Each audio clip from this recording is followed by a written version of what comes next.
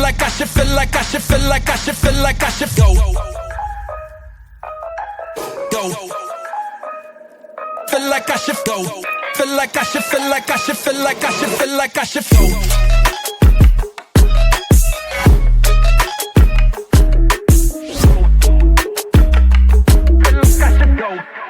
In previous episode, we saw Suho, wielding the powerful Vulcan gauntlets, levels up rapidly after defeating demons alongside his shadow soldiers. Essel, a fierce demon warrior, collapses from exhaustion after a brutal fight, and Suho saves her just in time. When Essel realizes Suho is the young Monarch, son of the legendary shadow monarch Jin-Woo, she's overwhelmed with emotion. Despite her past failure in the fall of her household, Suho honors her loyalty and recruits her as a companion. This unlocks a new bond skill, Demon Strike, though it's initially underwhelming.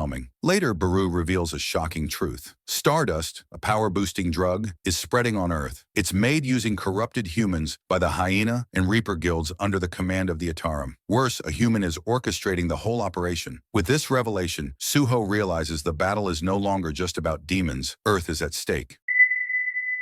A human. How could a human orchestrate all of this? Baru's voice dropped, his next words chilling. This human is the apostle of the Ataram. And they're already here on Earth, hiding. Suho could barely breathe, but Baru wasn't finished. That's not all, he added. There's another human helping the Apostle, a high-ranking one. It's none other than the Vice Guild Master of the Reaper Guild, Lee Min-sung. If we investigate him, we might uncover the Apostle's whereabouts. The scene shifted to the outside of the Hunter Association building, where a mass of reporters had gathered, clearly awaiting something big. Their attention shifted sharply as a figure emerged from the building. Lee Min-sung, the Vice Guild Master of the Reaper Guild. As Lee made his way through the crowd, reporters swarmed him, bombarding him with questions. What happened with the investigation on the Reaper Guild? One shouted. Are you aware of the Hyena Guild's kidnappings? Another yelled. What's the connection to the Soul Station dungeon? Lee, visibly rattled, began answering in a low, trembling voice. The Reaper Guild has only been trying to do its best in this chaotic world ever since the cataclysm 2 years ago. His body shook as he spoke, pretending to be overwhelmed. We supported the Hyena Guild because they had mostly ranked hunters. They were quick and efficient at public service. As for the Soul Station,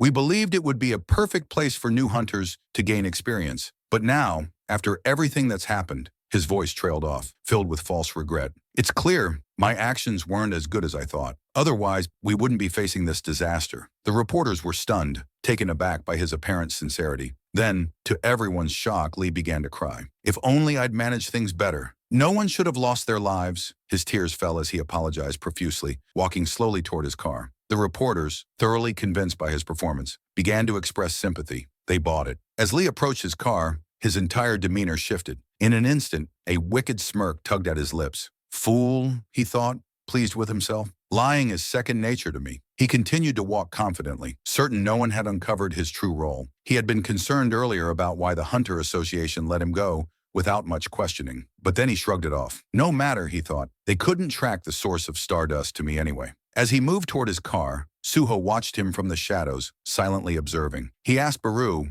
who stood beside him, can you sense any Ataram from him? Baru shook his head. He's not controlled by Ataram like Braki was. Suho narrowed his eyes. Then, we'll uncover the truth another way. He was about to make a move when Baru stopped him. Don't act rashly, Suho, Baru warned. I know how strong you are. I've seen the enemies you fought, but this time, I'll stop you if I have to, even if it costs me my life. Suddenly, Lee paused mid-step. His body stiffened as his eyes flashed red. He turned around, scanning the area with a piercing glare. But after seeing nothing, he shrugged it off and continued toward his car. Baru turned to Suho. The mana coming off of Lee, it's something else. It's far beyond anything I've felt before. He's on a whole different level. Suho clenched his fists, his jaw tight. Baru continued. Min-sung is no ordinary Vice Guild Master. He's definitely an A-rank hunter, maybe even higher. We need to be cautious. The scene unfolds in an opulent lounge, brimming with luxury, from its plush seating to the meticulously prepared food. Lee Min-sung sat comfortably, projecting an air of casual superiority. He was surrounded by a group of girls, his attention divided between them and his phone. A smirk curled his lips as he lazily scrolled through articles praising him. Headlines applauded him, noting the absence of any allegations from the Hunter Association and announcing the reopening of the Soul Station dungeon for aspiring hunters. Min-sung reveled in the attention, leaning back with a self-satisfied grin. A little bit of acting,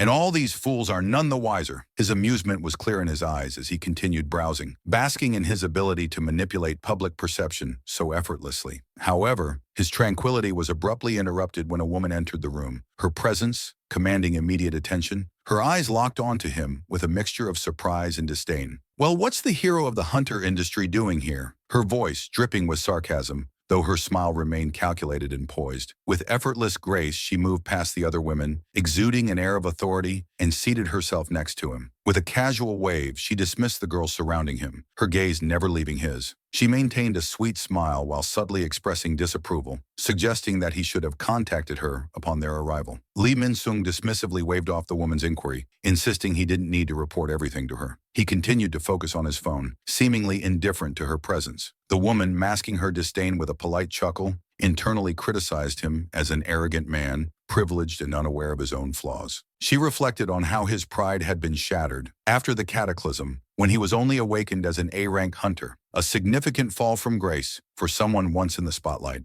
The world's attention had since shifted to his former driver, Tae-yu, one of South Korea's rare S-rank hunters. The power dynamic between them had changed drastically, and Lee Min-sung's ego had never fully recovered. She couldn't understand why he had joined the Reaper Guild, founded by Tae-yu, but pushed that thought aside as she leaned closer. She suggested they discuss business, specifically Stardust, the substance she was eager to purchase in bulk. Lee Min-sung's demeanor changed as frustration flickered across his face. He angrily explained that he had lost a distributor and a factory, making it impossible to meet the current demand for Stardust. Unfazed by his irritation, the woman sweetly suggested that as the Vice Guild Master, he must have alternative ways to satisfy his customers. After a long pause, Min-sung calculated his next move, admitting that he could pressure his business partner to meet the demand. The woman, satisfied with his response, praised him internally. However, Min-sung felt frustration creeping in, realizing he would need to track down his increasingly defiant partner to make things work. The scene shifts to a figure standing before a large window,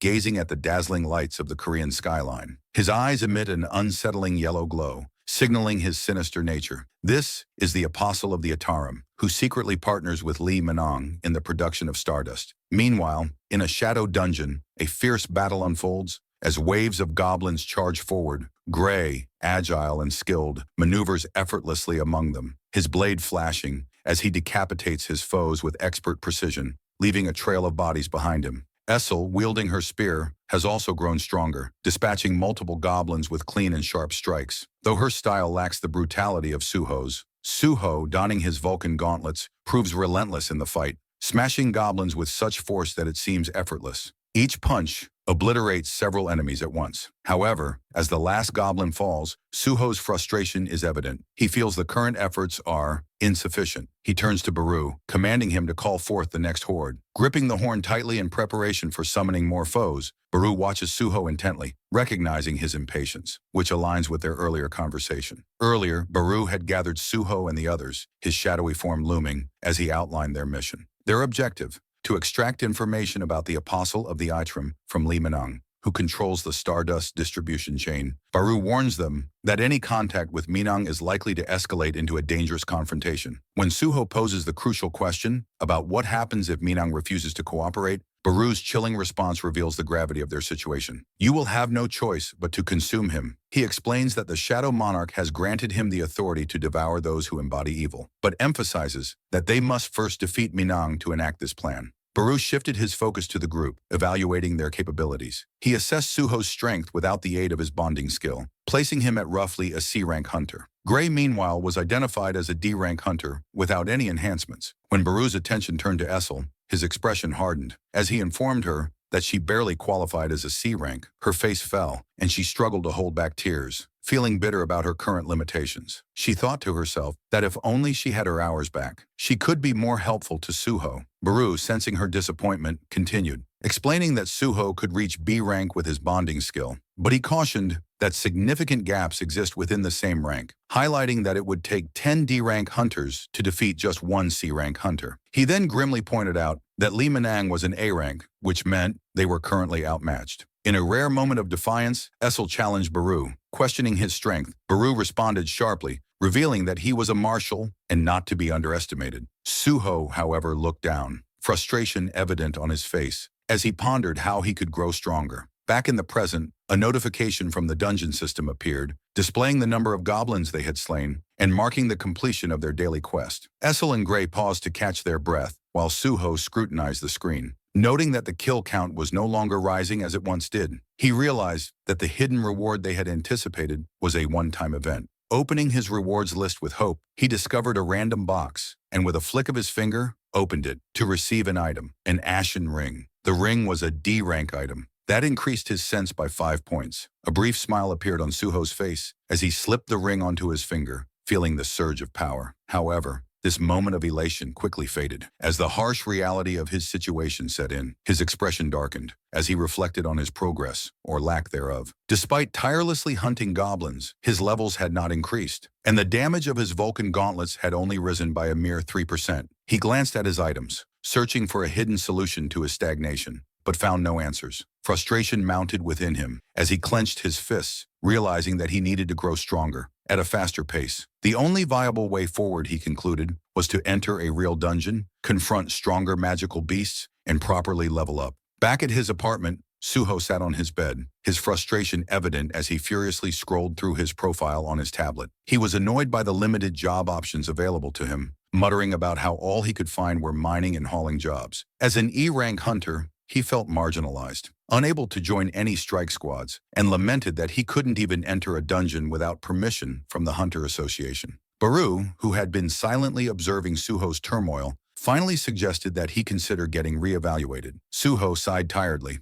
realizing that such a move would attract unwanted attention and headlines in the news. He emphasized the need to keep his identity hidden, especially now that he knew the Apostle of the Atarim was on Earth. Suho felt vulnerable, believing that revealing himself could become a liability for his father, particularly given his current inability to confront either Li Minang or the Apostle. Baru, sensing Suho's concern, reassured him that he didn't need to worry about the Apostle for the time being. When Suho inquired why, Baru explained that any Apostle who had arrived on Earth would have lost significant power in the process. He elaborated on the complexities of dimensional travel, noting that crossing through space was not simple. The dimensional rift resembled a narrow tunnel, and the more mana one possessed, the more difficult it became to traverse. This explained why the Atarim could not send an army to Earth, and why even the Shadow Monarch faced difficulties returning. Suho reflected on Baru's explanation, connecting the dots, and concluding that the Atarim had resorted to using Baru and demons to avoid revealing themselves, as they would be weakened in their current state. Baru, impressed by Suho's deductions, realized that Suho was beginning to understand the broader picture. This led to Suho's resolve hardening, as he recognized that the Atarim invasion was imminent, but that he had time to strengthen himself before their arrival. As Suho's thoughts raced, Baru considered his role in guiding him, remembering that the Shadow Monarch had entrusted him with the Shadow Dungeon key and indicated that he could seek assistance from another person. Baru contemplated revealing this to Suho, but was interrupted when Suho abruptly stood up, his eyes wide with a newfound realization. Suho whispered in shock, wondering how he had overlooked something critical. Curious about the source of Suho's epiphany, Baru remained silent. As Suho quickly retrieved his phone, his fingers flying across the screen as he searched for something specific. A grin spread across Suho's face, as he exclaimed that he had come up with the perfect idea, a way to enter the dungeon without violating any of the Hunter Association's rules. The scene transitions to the interior of a tall, sleek building, where Suho is seated across from a well-dressed man at a polished mahogany desk. The man, who is clearly of some significance, observes Suho with a smirk, remarking that it has been a while since they last met. He notes that Suho hasn't visited since his awakening and expresses mild surprise at Suho's sudden reappearance with a business proposal, commenting on how much Suho has grown. Suho chuckles and leans forward slightly, asserting that he has an offer that the man cannot refuse. Behind Suho, Baru stands silently, assessing the situation. He recognizes the man across the desk as Suho's uncle, Jin-Woo, who is now the president of Ainsop. Baru thinks to himself that Suho is always one step ahead, having strategically chosen to approach his uncle for help. Feel like I should, feel like I should, feel like I should, feel like I should go. Go. Feel like I should go. Feel like I should, feel like I should, feel like I should, feel like I should go.